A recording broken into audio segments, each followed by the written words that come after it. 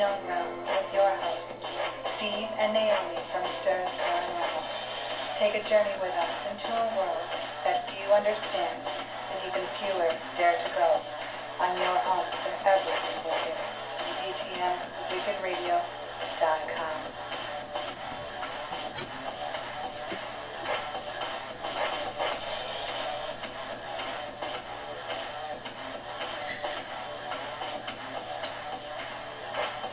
Welcome to Into the Unknown Realm.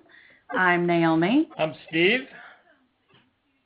I'm Terry. They're sleeping. And our silent partner. But sometimes doesn't stay silent. Sporting a baseball hat with the Boston Red Sox on it today. Steve on the chat line. Yep, our Steve E. We have Steve C. and Steve E.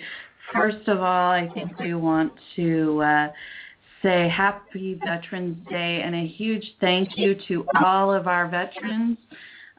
We know so many. We have a couple within our group, which would be our very own Steve Clark and Dan LaRose. Yeah. Thank you for all your service. You're welcome. And we also actually, the son of our Katrina, Dylan, he is actually currently serving, which is awesome. Yeah, clap for him. We love and adore him as well. Make sure you guys all stay safe wherever you are, far away from the country or in the country itself. I don't know if I said that right, but you know what I mean. So if you're out serving your country right now, be safe. If you're home, be safe. And it's a huge dedication. You sacrifice your life and and dedicate your life to your country. And I mean, what happens that's happens. hard. And you guys don't make much money either. I mean, I'm a military brat and live the life and all that good stuff. And for people who are sacrificing their lives for our country, they don't get a whole lot in return, I would say. Well, you know what, though? I don't think they're really, as me, I only can speak for myself. I wasn't asking for a whole lot. It was what I wanted to do, and I did it for my own reasons. But, a thank you or a shake of the hand never hurts. So. Or your free food that you get today. Free food, yeah. Hopefully, definitely got my free food today. Hopefully, all you veterans went out and got your free food. And my other veteran, that I know, my dad, he decided to play a nice little trick on me. So that was pretty cool. Told me the cops were at the front door waiting for me. So actually, a waitress told me the cops wanted to see me at the front door. And it was actually his father. It was actually my dad. So that was pretty good. So I just wanted to do a few shout-outs. Like my brother, he was a veteran. My father, God rest his soul, and grandfather, they were veterans. And friends out there that I know listen, like Eric, Jill. Gosh, my mind's going blank right now. There is so many people. And my cousin, Travis. I have a bunch of aunts and uncles that they were in the military, and very grateful for your service. Anybody else have anybody? My brother Les was a veteran. My brother-in-law Dale, who lives in Somersworth, Rochester, I should say, a veteran. Yeah. Awesome. Yeah. I have uncles. Yeah. Sweet. Served in a lot of different ones. My father was in the Army, and one of my uncles was in the Army, another one was in the Air Force. And he talks. That's awesome. That's one way. Shook him. Anyway, Steve and I were on this holiday. We were actually going to attempt to sing the anthem. You still want to do it? Oh, let's do it. Why not? You'll have to forgive us if we go out of tune. This was practiced within the last 5 minutes. So. Yeah, and This will be a treat for you. Yeah, and if I crack, I'm sorry. But we're going to try. We think that's the dedication we need to give to these Yeah, guys and this women is for that are you out there guys, serving so. right now. So. I had to take my headset off so I can actually hear myself. Are you ready? Ready. You start it off. You make sure you sing with me. I will. Oh, say, can you you see by the dawn's early light what so proudly we held at the twilight's last gleaming, whose broad stripes and bright stars through the perilous fight o'er the ramparts we watched were so gallantly streaming, and the rockets' red glare, the bombs bursting in air, gave proof through the night that our flag was still there.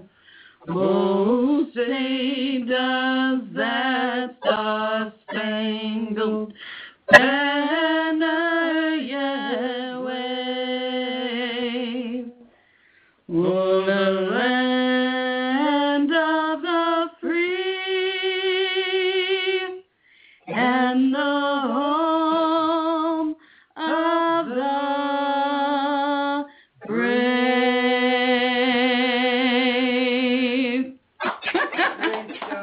There you go. Oh my goodness. I brought my guitar. Live Right? in person from NAS. Did very good job. Oh, thank you. I think all three of our guests are on board. That's awesome.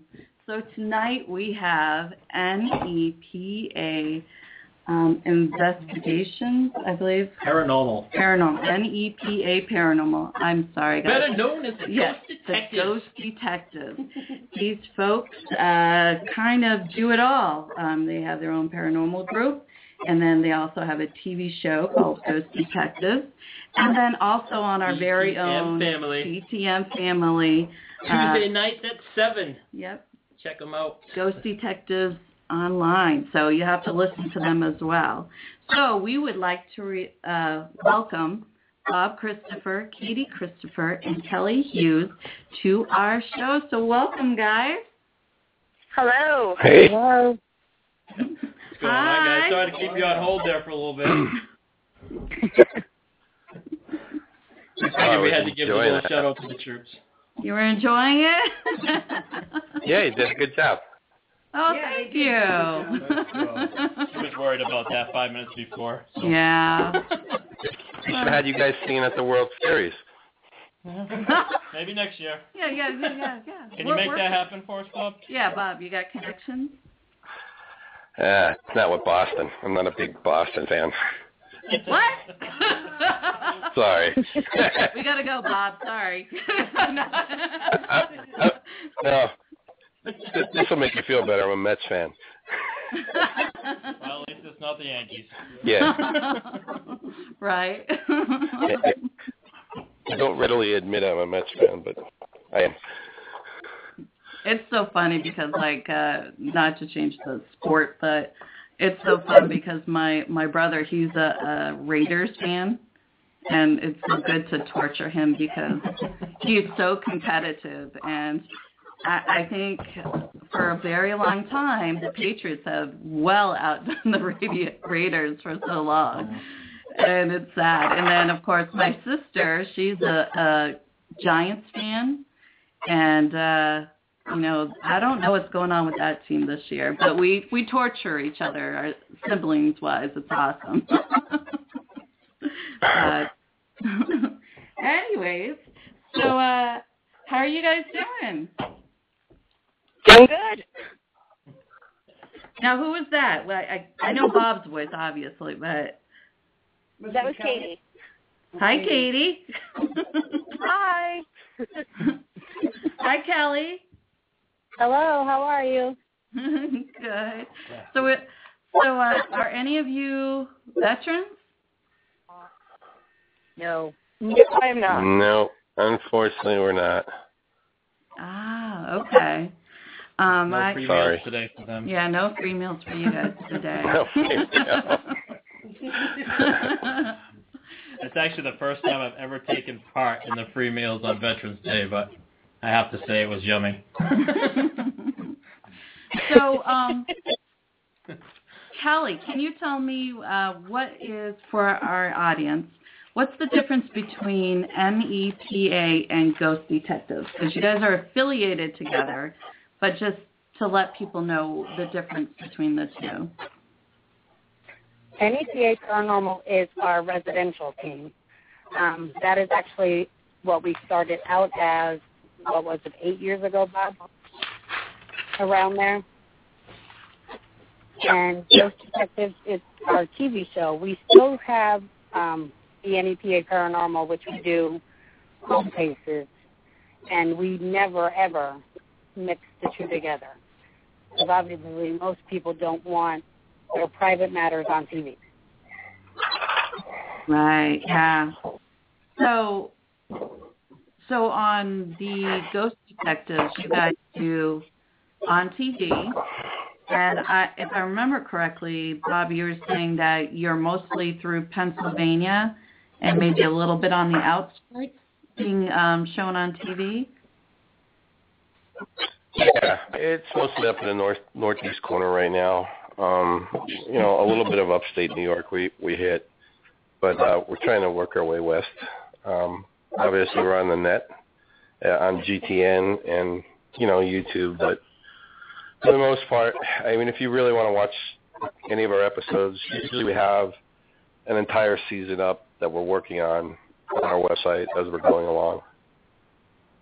And if I remember correctly, you and I talked about how you just finished one of your seasons, right? Yes, finally.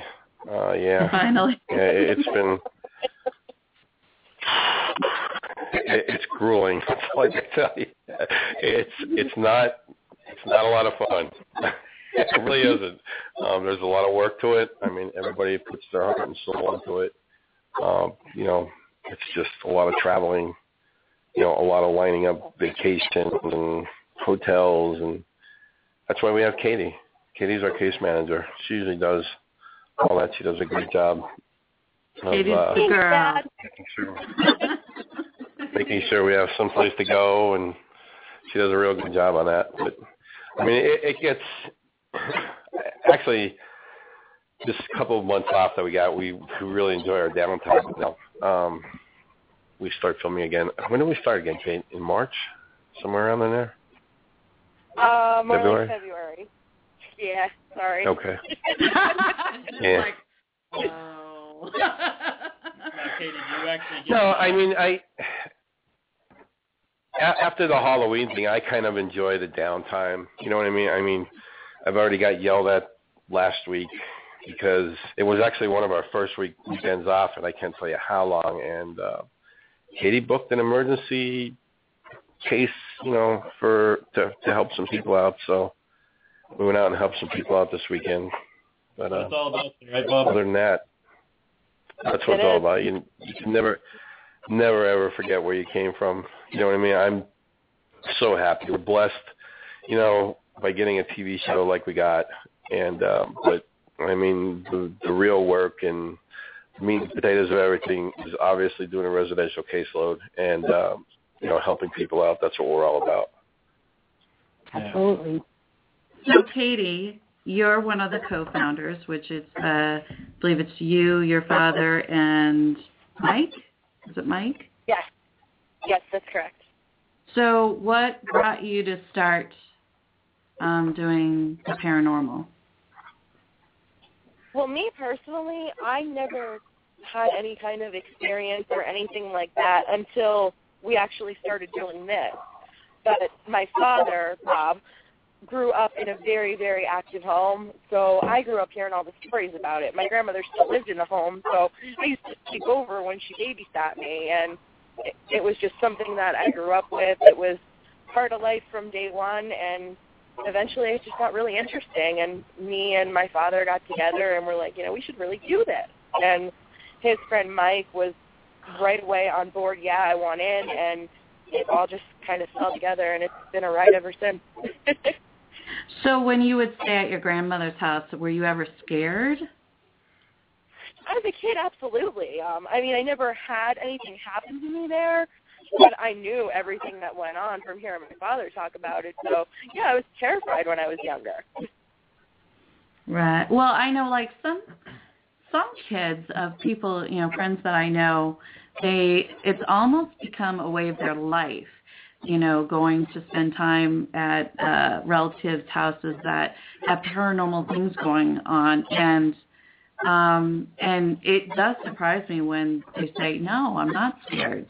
It's there. It just happens. And almost part of the norm. Yeah, it's their norm. You know, they grow up with it. And but me, you know, I'm just like you, Katie. Like, I grew up not really experiencing a whole lot of paranormal in my life.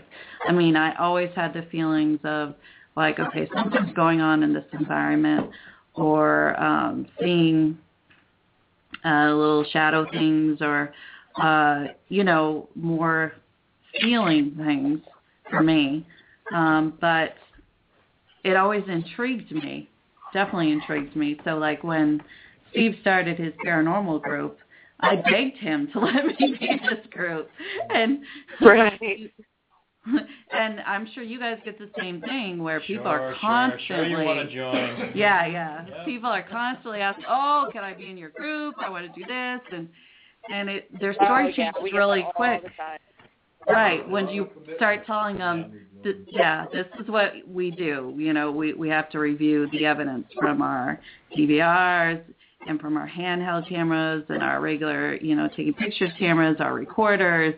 You know, we have a FLIR. Mm-hmm. And, well, I should say Brian and Terry have a FLIR. And, you know. A lot of people just don't realize how much evidence review goes into a lot of work. Right. Yeah. Goes in. Oh, it really is.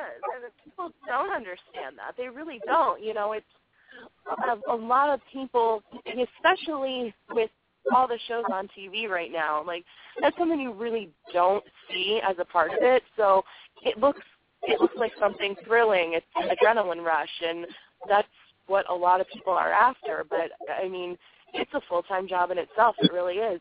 You have to love this, or you could never dedicate the time that's required. That's right. Full-time job without the pay. Right, exactly. Exactly. Because you love it, and like Brian was saying, the dedication has to be there from each team member, or I should even say family member, because that's about what what teams should be. Yeah, exactly. It's definitely crazy. I would love to hear from each of you, probably your most scary moment, or in an investigation or something that you experienced paranormally. The most impressive case that you've been on. If maybe Kelly, you want to start? No, let somebody else start. I got to think. Sorry, Kelly. Wow, at least she's honest. Okay, Bob, you want to do it?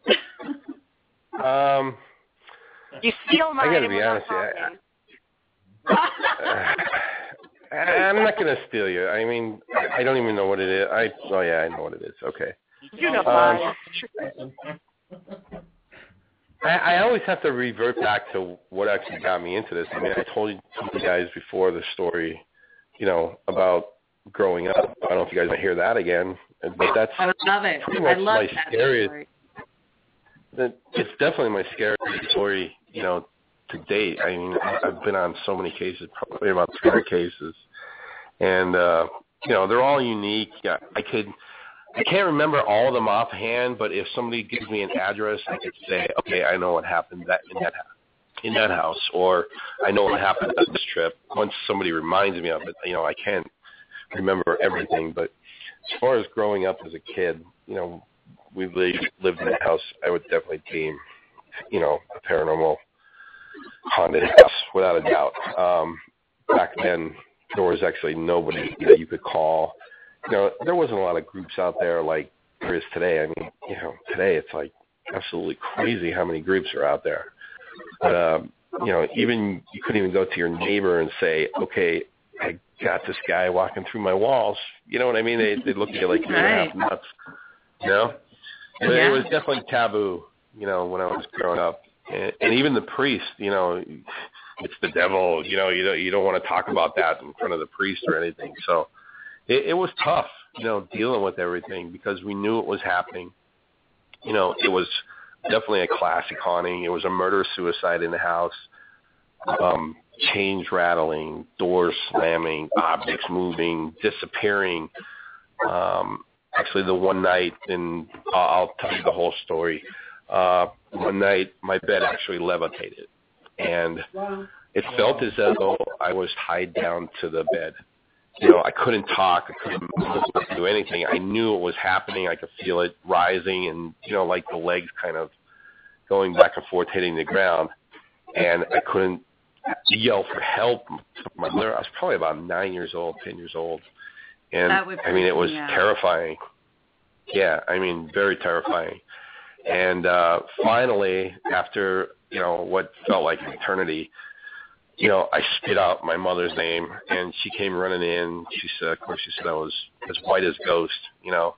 And she said, oh, it was just a night terror. She was just trying to, you know, console me so that, you know, I would calm down. But I knew what happened.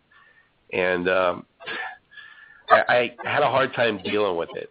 You know, every night I slept with the light on. You know what I mean? I would sleep downstairs where there was people all the time. I was really afraid back upstairs in that room. But after that, we did talk to the priest, and she knew I was genuinely scared. You know what I mean? And we talked to the priest. The priest agreed to come in and bless the house, do the house blessing.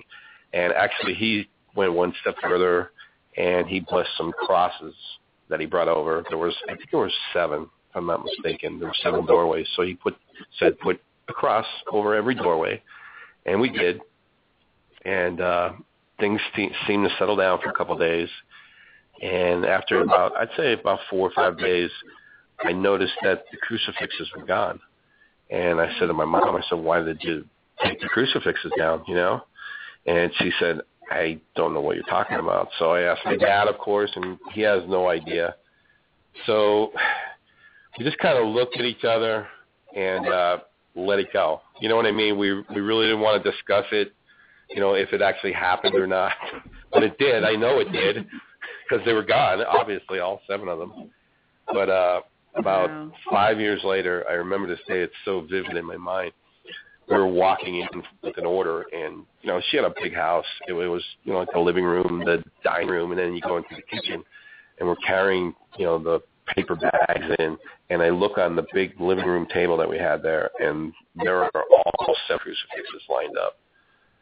And we all kind of just, like, looked at each other. But for the most part, after that event, things had really calmed down in the house. And, you know, here and there you would have little things happen, but nothing to the extreme that it was. So whether it, you know, passed on or you saw its calling or whatever, I'm really not sure. That was probably one of the most scariest things that I ever had happen to me. You have no idea who that was or anything like that? Here's the thing. In the neighborhood, you know, I guess it was hushed up, okay? And, you know, you could look in the paper, and they're not going to put stuff like that, especially back then. You know, that kind of stuff, crime was really, like, hushed up in that era, you know, when this particular thing happened. And I believe, I'm going to say it was from the 20s, 30s, because of the stuff that this guy was wearing. He was wearing, like, a top hat and a cape kind of thing when we'd see him. So that was kind of the garb, you know, that era. But, you know, I did histories on the place. The only thing that I talked to an old Italian lady that had a store there.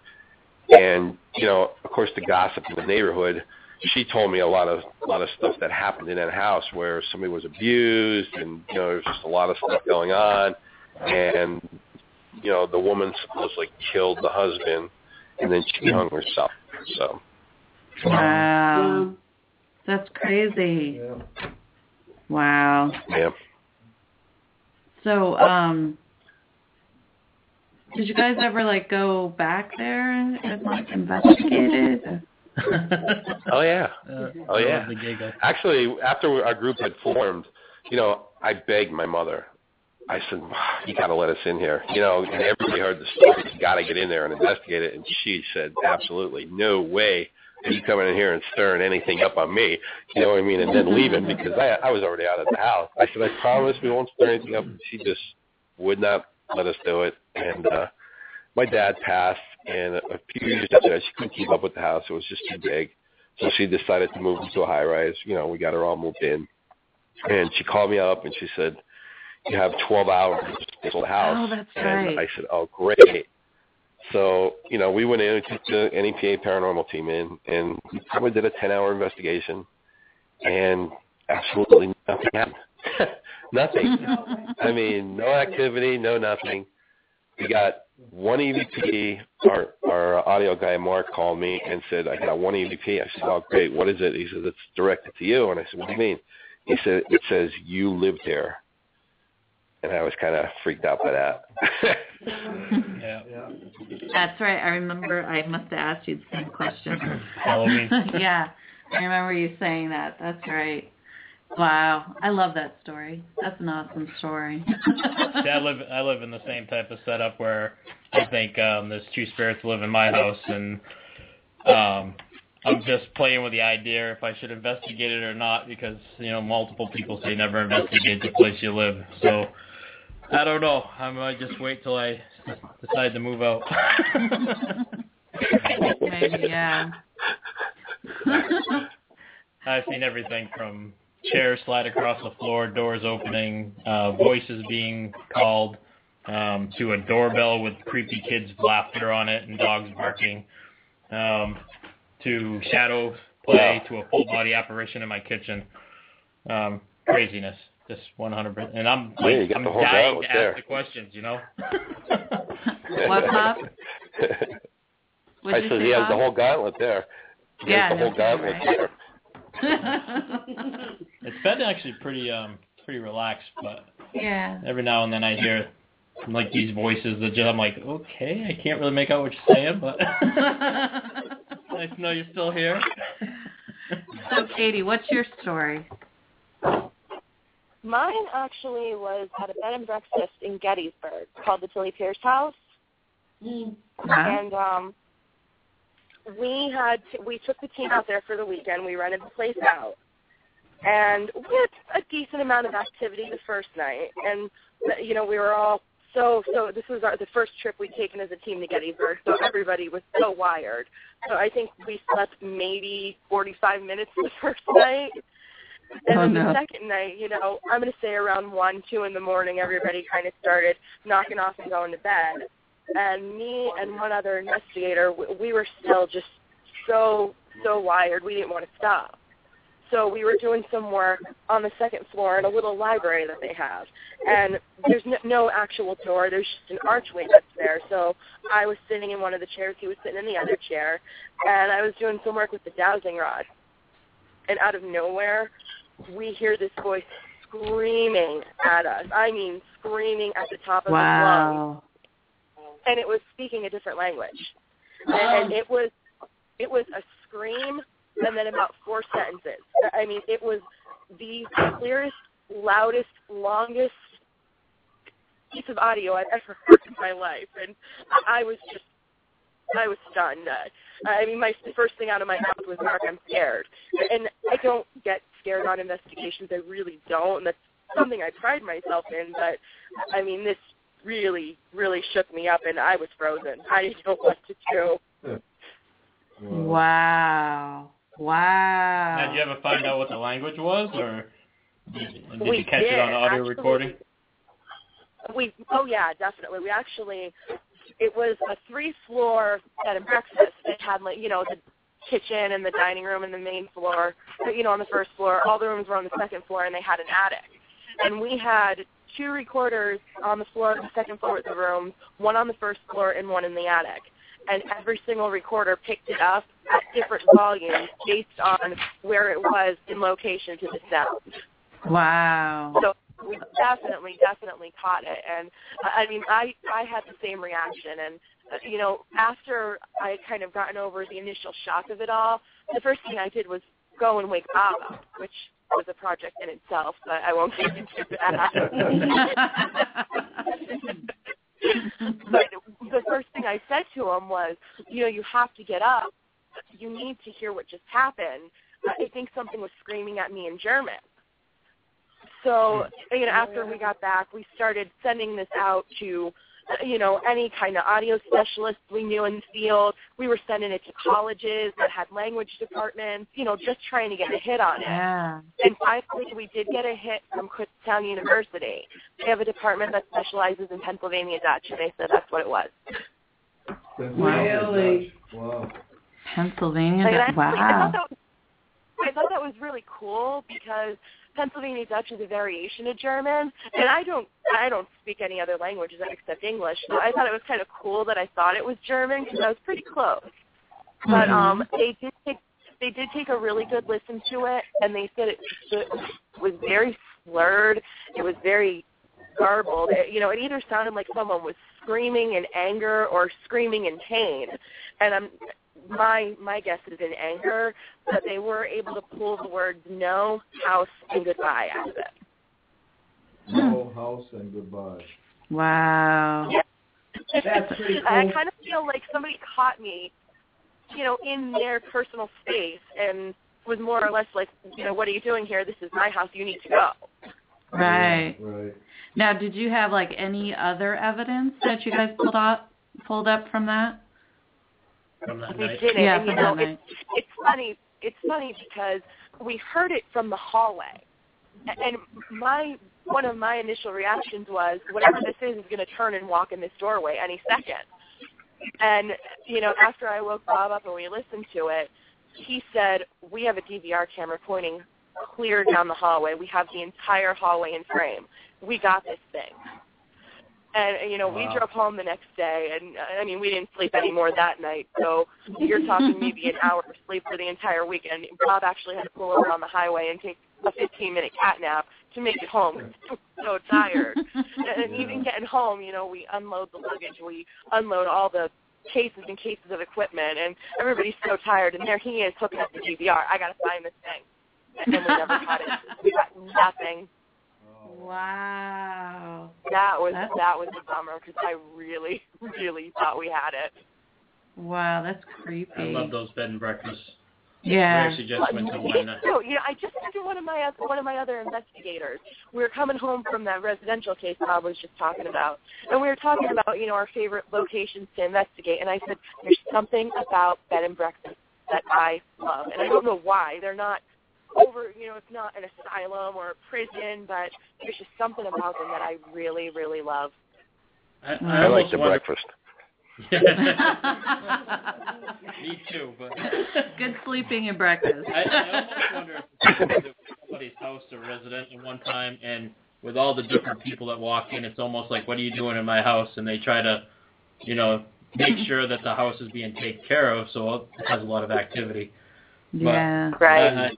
It's hard to tell, And that's what I love about this field is that stuff just intrigues me on what makes them want to show them to us, So. Right, exactly.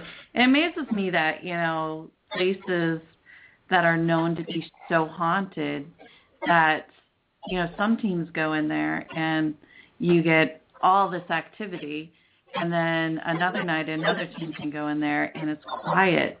Nothing happens. Yeah.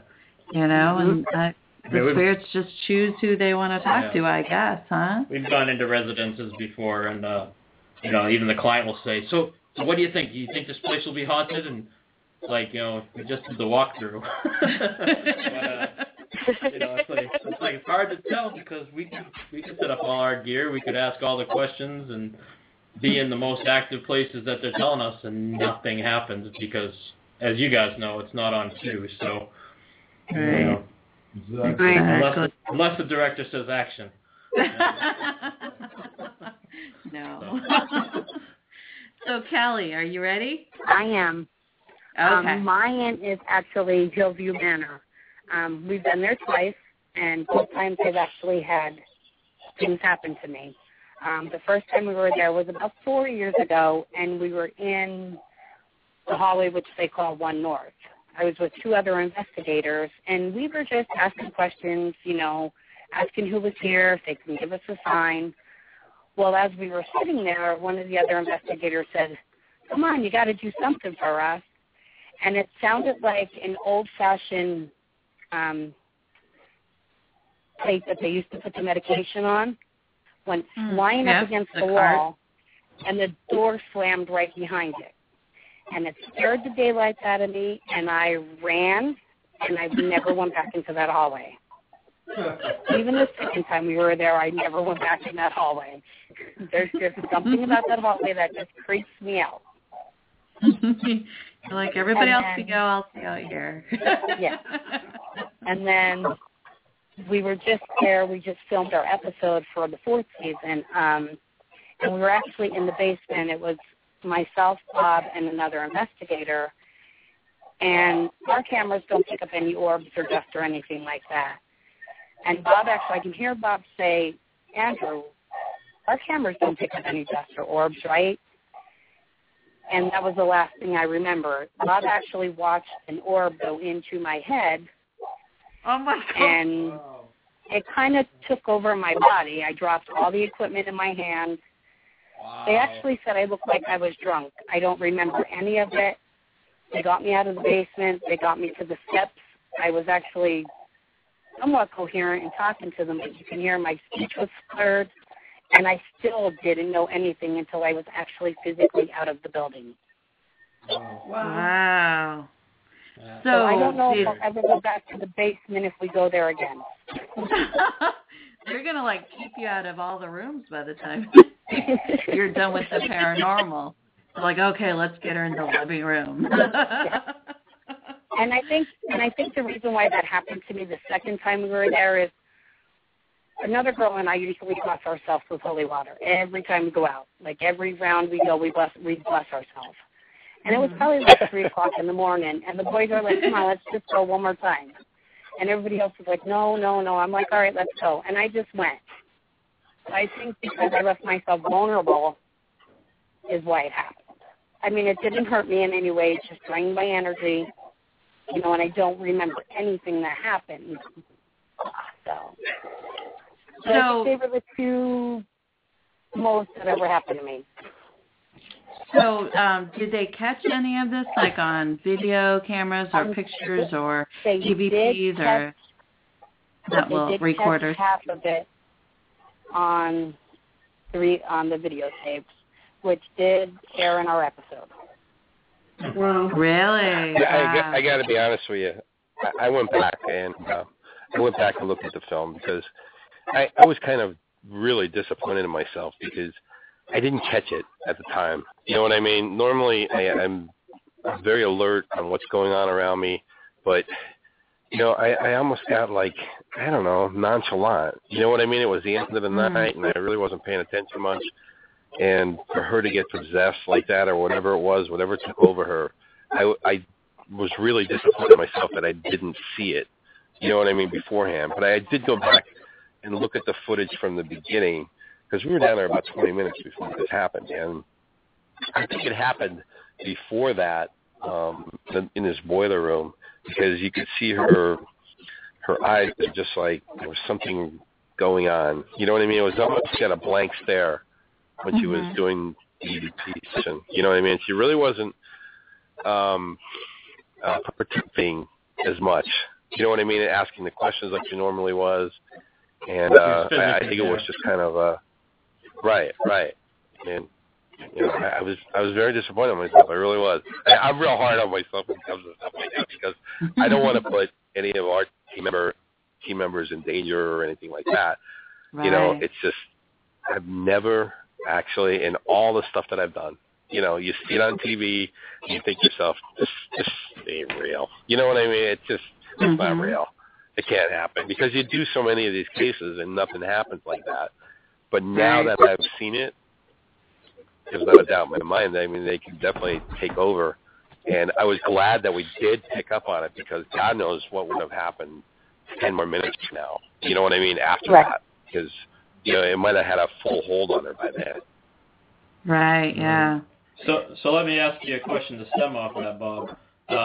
I mean, you obviously have your family members in your group, and they go along on these investigations with you.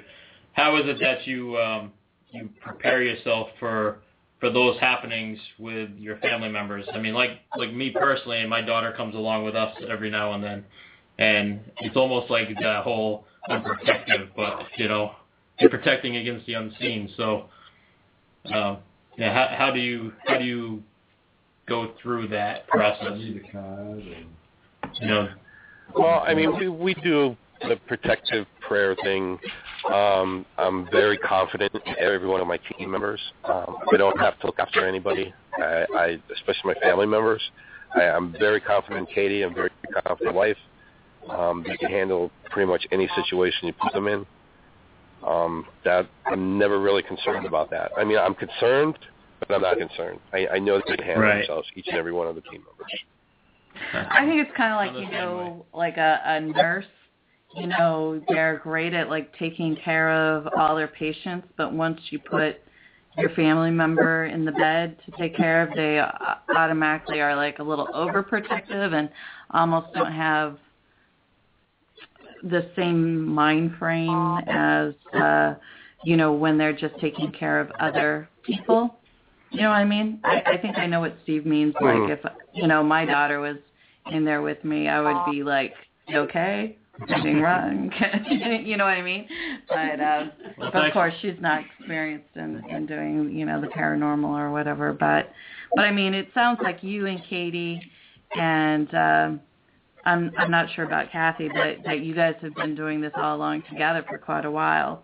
And I know with our team, we have a good mojo together, and everybody has their part, and we know how each works and who works well with each other. Yeah, so it sounds like you guys have that as well, which is great. Right. Yeah. Oh yeah, definitely. It's a great dynamic that we have in this team. It really is. I mean, we've had our ups and downs, and these things happen, but we really have a fantastic group of people, and I mean, they're my second family. They really, I mean, some of them are family, but all of them. I mean, I really, really do love everybody in this group. It's such an awesome team, and I'm just so happy to be part of it. Yeah, that's awesome. That's very awesome. That's the way we feel, too. Yeah, we definitely, we're the same, too. We have a team of 8, and we are all just totally different people, I think. And, I love it. It's, we have young ones, and we have older ones, and, different, Why are you laughing? Sorry, Brian. Brian is our eldest. But he's not, He's learning how to talk through a voice recorder, so. Sorry, Brian. He swears to us when he goes he's going to be on our Look, he's giving me right now. Humans hunt ghosts, and when I become a ghost, I'll be hunting humans. I have a feeling I'm the first to go. He'll be like, "Hey guys, I'm over here." Can you hear me now? How about now? He'll be a frustrated ghost. Oh my goodness. So how many people are on your guys' team? We have 8 and our photographer. 8 and a photographer. Wow. Now is that for both sides of the team, for the NEPA paranormal and the ghost detectives? It is, and for the most part, we're kind of one and the same. I mean, NEPA Paranormal was our original team. It's, where we started, and that's our roots. So when Ghost Detectives came along, we wanted to keep NEPA Paranormal. It was kind of close to all of our hearts. And we just couldn't give that up. So we kind of carried that with us. So it's the same team. It's just NEPA Paranormal is the residential side, Ghost Detectives is the TV side.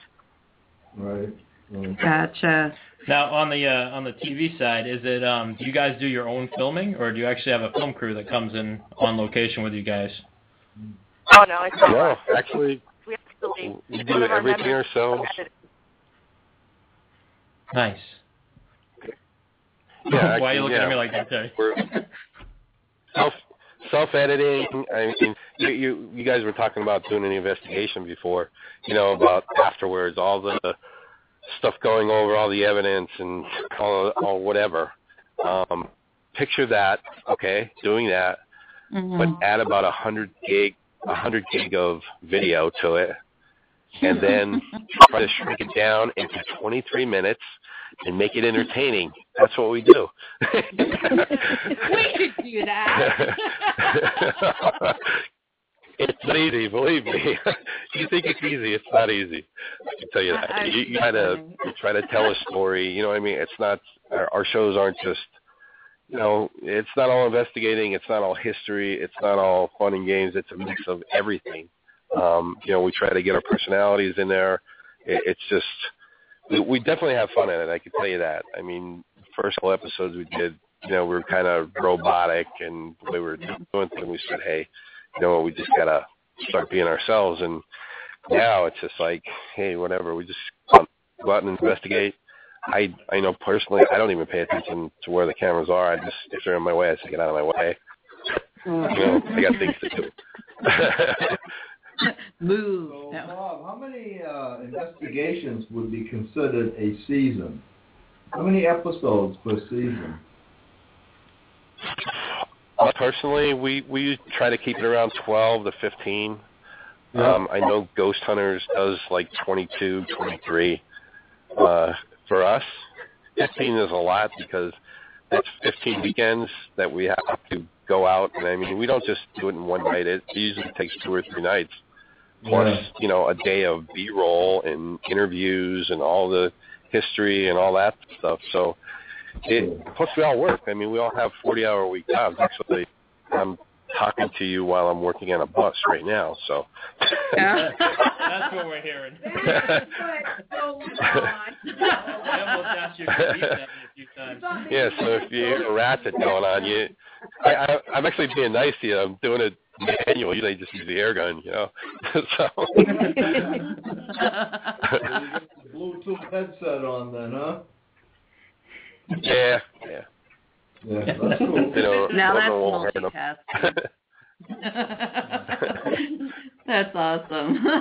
So you want to be a ghost hunter? It's not easy. It really isn't easy. I mean, we're not syndicated yet, and I say yet because some things are in the works right now, and the ball's kind of rolling that we can't really say too much about it. Things are looking real good right now in the position we're in. Us, Bob. There's no one else here. You can Our tell us. Us to a couple of our. Soon enough, the cat will be out of the bag. The cat will be out of the bag soon enough. Don't forget about us little people down here. Yeah. We never, that's what I said about the NEPA Paranormal. We never forget about that. This is where we started. This is where we're always going to be. And I'm going to be honest with you, if we stop filming for a TV show tomorrow, I'm still going to go back and investigate. I'm going to go out and help people. I'm going to be going, on a fun hunt to Hipster up to Rolling Hills just to have some fun. This is my idea of fun. Right. Exactly. Yeah. Exactly. We just after October, October is crazy for most paranormal things. So busy. Yeah. We were like, we just want to get away and not do much, and we're like, where are we getting away? Oh, let's go to the Black Swan Inn to do a paranormal investigation. Yeah, it was nice. It was really nice. Yeah. I'm like, this is sick. I'm like, we get away at a paranormal place. You gotta have a little fun with it. You guys get a lot of people calling you for you win contests and stuff like that. You ever have somebody call you on your phone and say, you want a cruise to the Bahamas or a 5-night stay in a 5-star hotel? Have you ever got that? Oh, yeah. I had a guy who called me, and I swear that's how he started off the conversation. I said, oh, great. I said, I'm interested in the hotel. He goes, okay. I says, I have a question, though. He goes, what's that? I said, is it haunted? And it was like dead silent. You know, he says, oh, no, sir, this place is not haunted. I says, I'm sorry, I only stay in haunted hotels, and then I hung up the phone on him. We looked like we went to the Rhode Island Paracon, and we like go and try and find like haunted places for us all to stay, and you know, at the front desk. Yeah. The other one ran away. She's like, I don't want to hear nothing of this. Like, they look at you like, and you know by the look on your face that something's going on there, but they're told not to say anything. It's like, no, you can tell me. You can really tell me. And they're like, I can't say anything. But if I was to be putting you in that room, it would be room 522. Yeah. Yeah, it's all about having fun. If you don't have fun in doing this field, you drive yourself crazy. Absolutely. So could you, each of you tell me what would be the one place that you have not done and you would like to do, like a public... A dream investigation. Dream investigation. Kelly. Go ahead, Katie. I'm not going to take Katie's, though. I was going to say it. We all have the same one. Go ahead, Katie. No, it's all right. You guys can go because I can easily switch. The list is so long. The list is so long. Go ahead, Bob. I've been to a lot of places, obviously. This year we did the big three, Rolling Hills, Hillview, and S.T.U.R.S. I mean, what more can you ask for in 1 year? You know what I'm saying? What was that last one, Bob? Was it Penhurst? The last one? I said we did Hillview, we did Penhurst, and we did Rolling Hills all in 1 year for the filming. So, I mean, what more can you ask for as far as that goes? That was like the big three on the East Coast. But, I mean, the one that I really want to do is Trans-Allegheny. I just really want to do that one bad. I've heard so much about it. So. Where's that one? That's in Virginia. West Virginia, I believe. Trans-Allegheny Lunatic Asylum. Lunatic. Wow, they actually put the word lunatic in it. I've actually Yes. I didn't know where it was. It's not overrated, he said. It's worth the money. Unfortunately, you know how it is, this field. Oh, yeah. It's West Virginia, Bob. West Virginia? Yeah, I know. Yeah, All right, Kelly. I'm never wrong.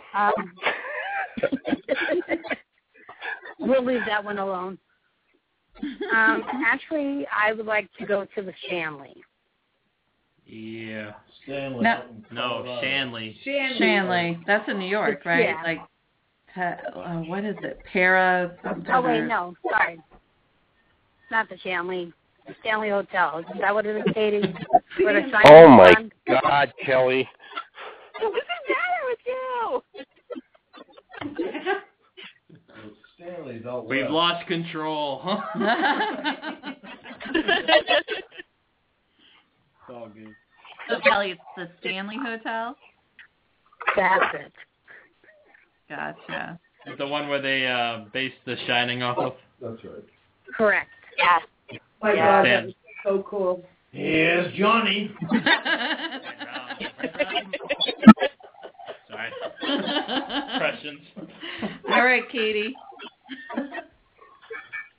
Tell me yours. For me, I would love to get over in Europe and investigate. I just want to tour Europe. I want to go see the castles in Ireland. I want to see the castles in Scotland. I want to do the Tower of London. I just have this laundry list. I need like 2 months over there. But yeah, anywhere in Europe is like a dream for me. Let us know when you I go. want to do castles, too. Yeah, we'll Yeah. all go. You know, my friend Jill, who actually listens to our show, She's in the chat room. yeah, she went on this vacation, and I want to say she went to Ireland and went to, she had like all these pictures of these castles and stuff. It was so beautiful. I want to eat a bowl of Lucky Charms cereal at one of them. Lucky Charms cereal. Sorry, I'm Irish. like it. Full of humor there. But I think that would be cool too. I always love those I can't remember the name of it, but it was on like Fox Family.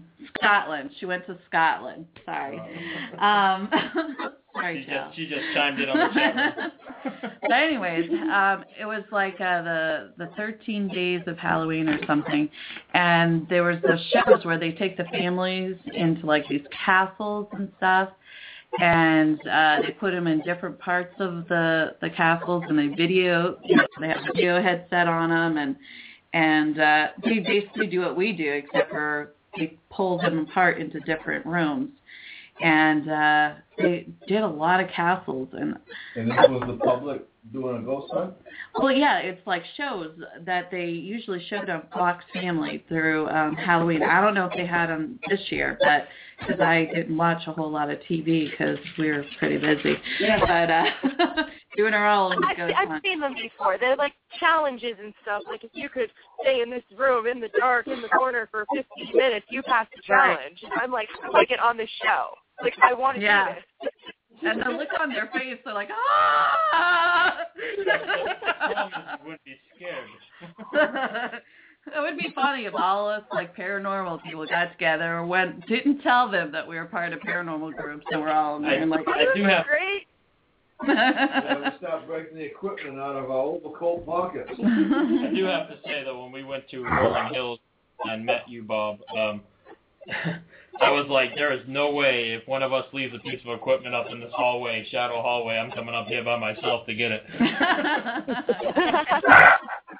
Was not doing that. I know, and she like walks around the hallways like, Sharon walks around like, hey, how you doing? Nice to see you today. Like, right? What?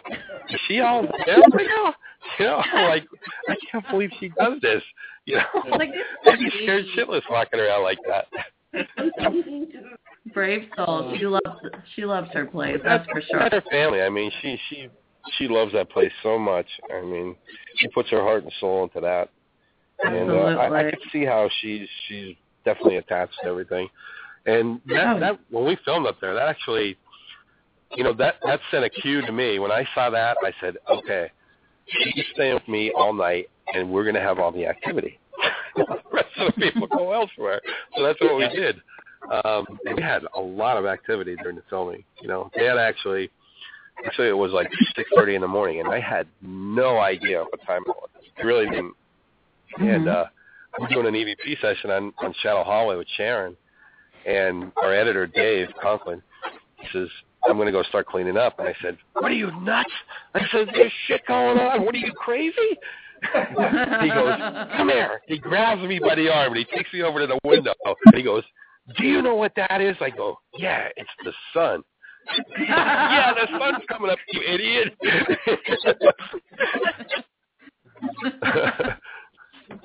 That would be a sight to see. Well, Katie, Ellie, and Bob, it was awesome having you guys on our show, and I hope that you'll join us again sometime.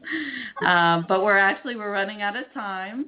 But it was great having you guys. Thank you for joining us. Special Veterans Day. Yes, Special Veterans Day. And thanks for having us.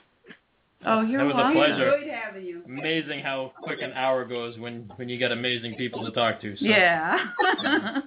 Thank you. Thank you so much, too. Well, you guys have a great week, and once again, thank you for joining us. And good luck on the stuff you can't tell us, Oh, yeah. Thank you. Thank you very much. We'll definitely be paying attention, so. You guys have a Hey, weren't we supposed to hook up for an episode? Wink, wink. Yeah. Wink, wink, yeah. We will be in touch. Yes, wink, wink.